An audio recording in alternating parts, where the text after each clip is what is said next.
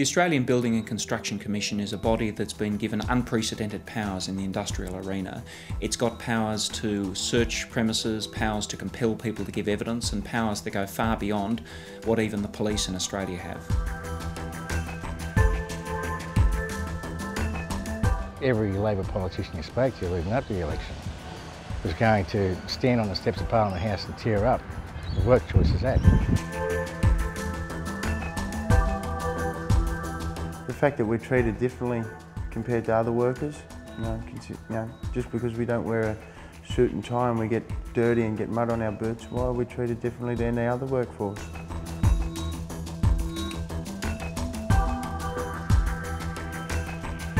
The ABC's got to go because the way that we're being treated out there compared to other industries is just not fair. Where's the fairness in Australia? We pride ourselves on being a fair place and sticking up for our mates, when what we're doing is actually prosecuting the people who are building the houses for our people, the office blocks for our industries and things like that. This is a body that should not be on the statute book. It's a body that has powers that far exceed those that are justified, and it has powers that can be used in ways that are not subject to appropriate oversight. One of the things that's remarkable about the Commission is that it has powers that not even police agencies have. It has the ability to force people to give evidence against themselves, to give evidence against their families, to give evidence against their workers in ways that the police clearly cannot do. I've never seen an employer prosecuted for ripping off a worker, and workers get ripped off in Australia every day. I definitely never heard of them sticking up for an employee. I've heard them prosecute employees, threaten to take their houses away by fining them and that, prosecuting their unions.